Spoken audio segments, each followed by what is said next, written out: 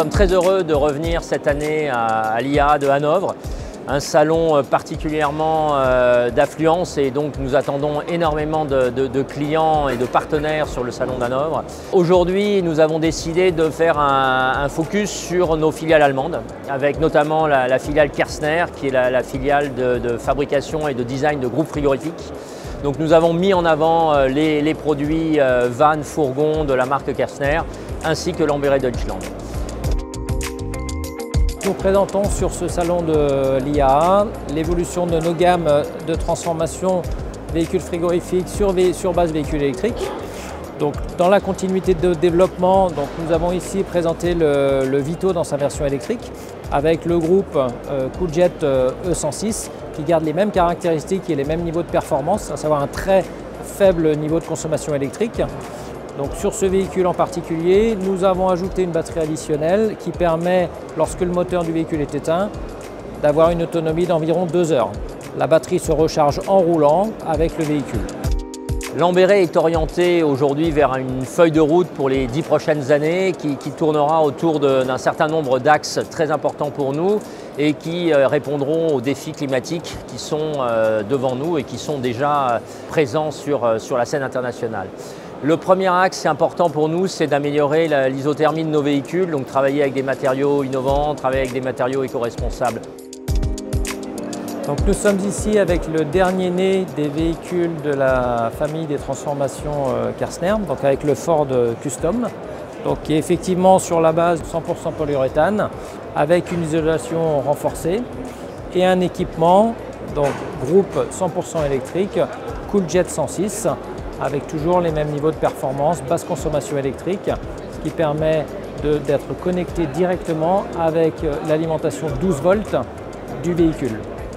Donc ce véhicule a la particularité d'être une plateforme commune entre les constructeurs Ford et Volkswagen et il est présenté en avant-première sur l'IAA sous le nom de Volkswagen Transformer T7 et donc vous avez la possibilité de le voir sur le salon dans sa version full électrique avec cette même transformation, isolation intégrée Kersner et groupe Cooljet 106 full électrique.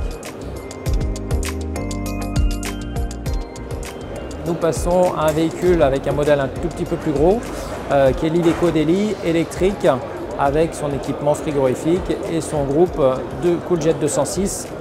On profite à plein de la disponibilité de la prise IPTO bas voltage 12 volts pour venir brancher le groupe Cooljet 206 qui est le grand frère de la version Cooljet 106, donc il y a plus de performance frigorifique mais toujours avec une très faible consommation, ce qui nous permet effectivement de pouvoir nous brancher sur la IPTO bas voltage et donc de pouvoir garantir un niveau de performance et une continuité de fonctionnement avec une alimentation sur la batterie principale de traction du véhicule.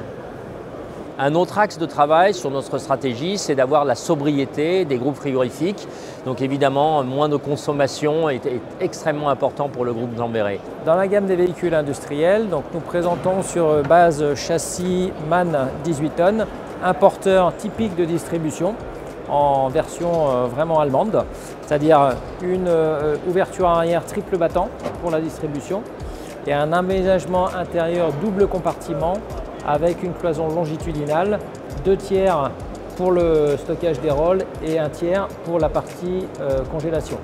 Donc le véhicule est équipé de rails d'arrimage, de barres d'arrêt de chargement et pour des questions de facilité de déchargement, le véhicule est équipé d'une double porte latérale, ce qui permet un accès en ville pour pouvoir décharger facilement le contenu du grand compartiment 2 tiers ou du petit compartiment 1 tiers en froid négatif.